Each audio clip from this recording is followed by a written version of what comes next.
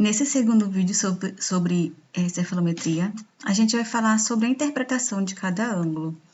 Então, as medidas cefalométricas, elas podem ser dentária, esquelética e facial.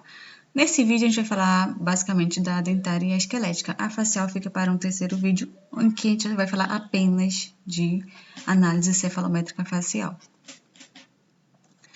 Bem, eu botei aqui, nessa primeira divisão, que a gente vai falar da cefalometria dentária. Bem, um ponto em A. Lembrando que o ponto, eu botei até aqui assim, é ângulo e o tracinho é milímetro. Quando eu falo um ponto em A, ele quer saber a inclinação axial desse incisivo superior dentro do osso alveolar.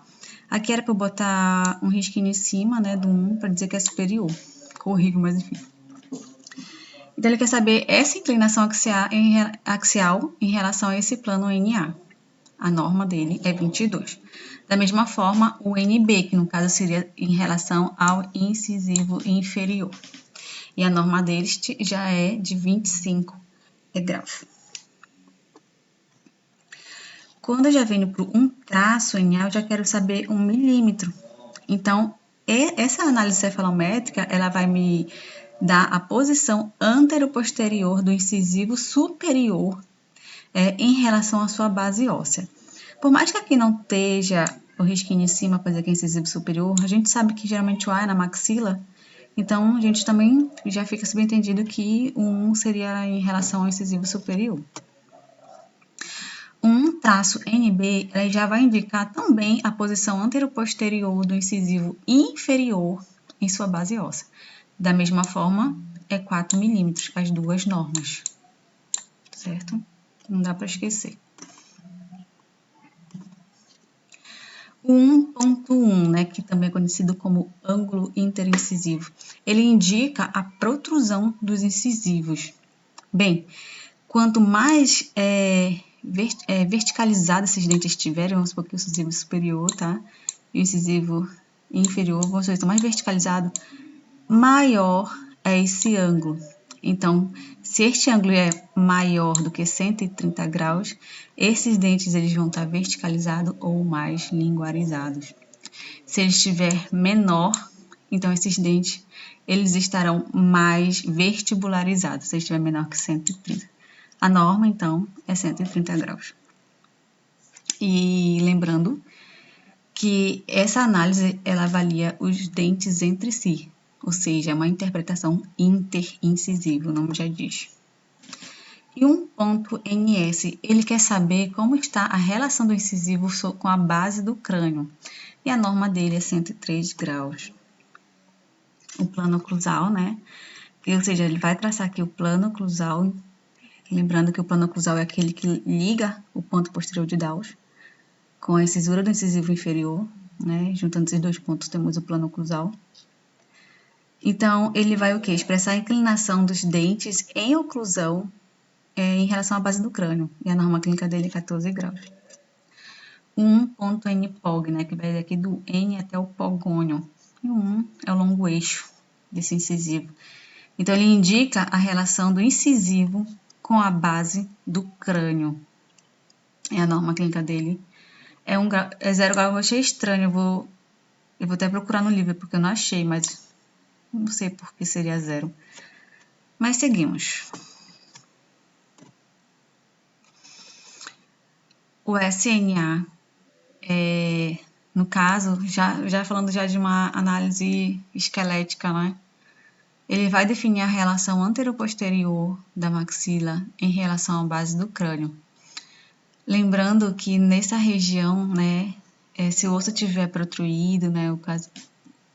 Enfim, a gente sabe que esse osso, ele está relacionado a muita posição também do dente, porque da forma que a gente começa a fazer movimentação de torque, né, ou seja, paralingual ou para vestibular, o osso acompanha para aquela, enfim, a biologia do movimento, né, que movimenta paralingual, então está tendo neoformação nessa região e reabsorção nessa. Então, essa análise cefalométrica, ela sofre muita influência da movimentação ortodôntica. Então, essa essa análise aqui, ela define a relação anteroposterior da maxila em relação à base do crânio, né? Em todas que tiver o SN, né, que isso quer dizer em relação à base do crânio. A norma clínica é 82. Já o SNB define a relação anteroposterior da mandíbula em relação à base craniana. Assim como a SNA, este também tem influência de movimentação ortodôntica. E a norma clínica dele, 80 graus. O SND, o Steiner, ele criou, né, essa análise cefalométrica, porque o ponto D, ele é, tipo assim, mais estável do que o SNB. O B, ele sofre influência da movimentação ortodôntica, o D não.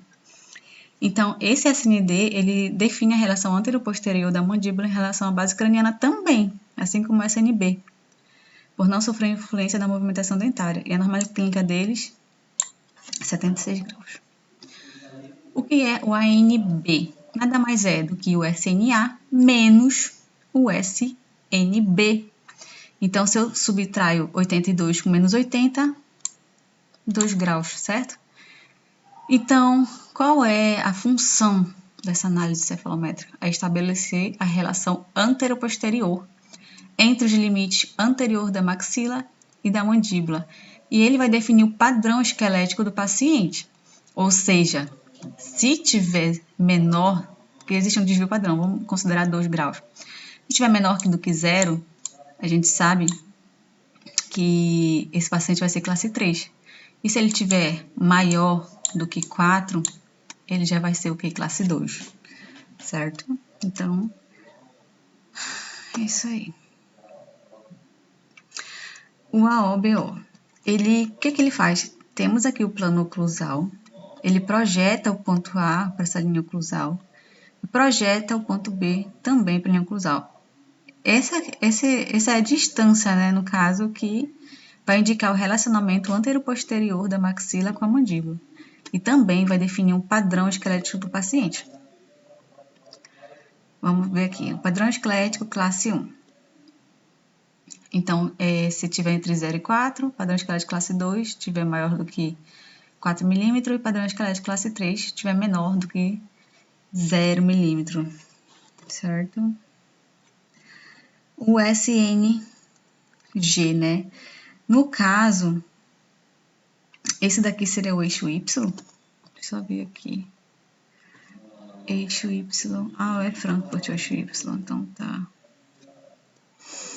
Então, SNG é muito parecido com o eixo Y, porque o eixo Y é Frankfurt no caso, né? Mas enfim. Ele vai definir a resultante vetorial do crescimento da mandíbula em relação à base do crânio. E a norma deles é 67. Agora eu vou mostrar o TWID, no caso que é o FMA, FMIA e o ímpar. Bem, o FMA ele vai indicar a direção de crescimento da face inferior em ambos os sentidos, horizontal e vertical. A norma clínica dele é de 25 graus. Quando a gente tem esse paciente que está, né, em norma clínica, a gente vai considerar ele mesofacial. Se tiver maior, vai ser um padrão de crescimento vertical, vai ser um dólico. Se tiver menor, vai ser um braque. Já o FMIA, ele indica o estabelecimento do equilíbrio e da harmonia da face inferior. Aqui a gente vê que tem um plano de Frankfurt, né, ao longo eixo do incisivo inferior. A norma clínica dele, 68 graus. Sendo que se esse ângulo tiver aumentado, significa que esse incisivo ele está em lingoversão, e se tiver diminuído, esse incisivo está em vestíbulo-versão.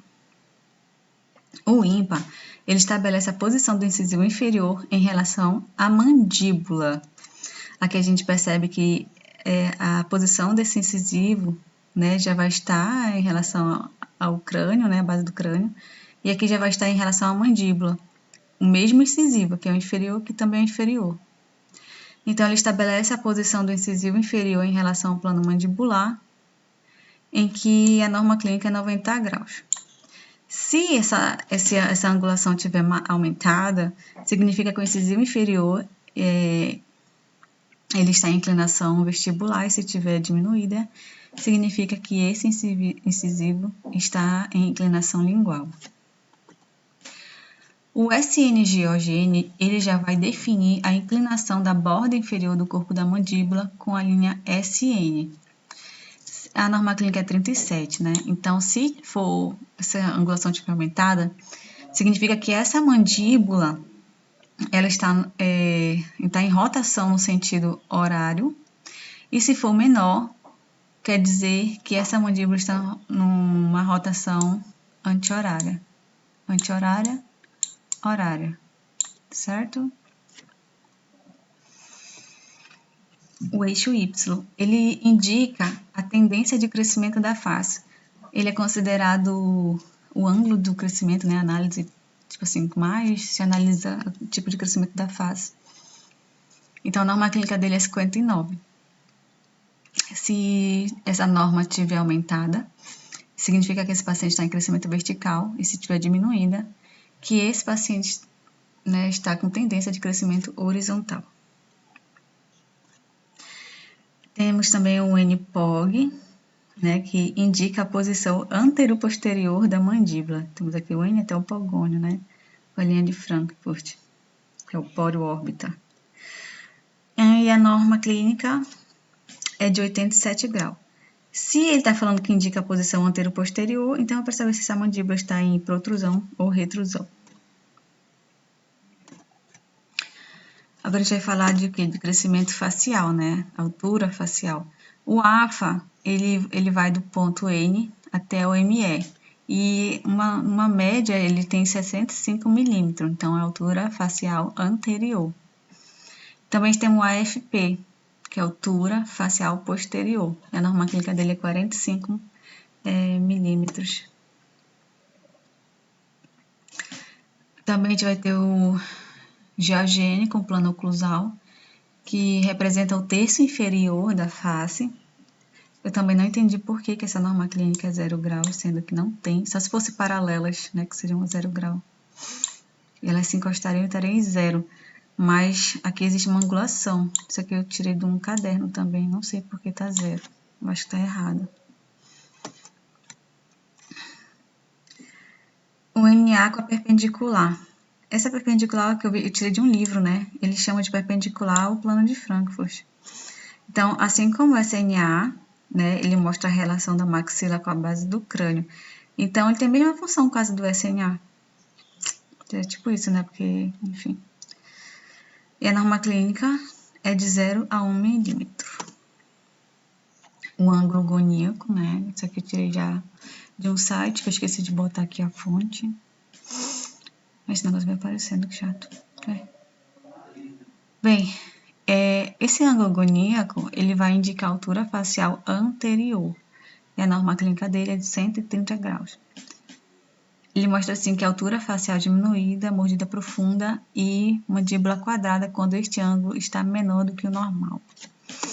Então é isso. Eu acho assim que um exemplo, uma organização, né, de poder entender melhor e interpretar esses dados cefalométricos é poder organizar dessa forma, falando assim, quais são as análises cefalométricas de dente, né, em relação à base óssea, de maxilares, né, que isso aqui é um termo que eu tirei de um site também. Mas enfim, é mandíbula e maxila.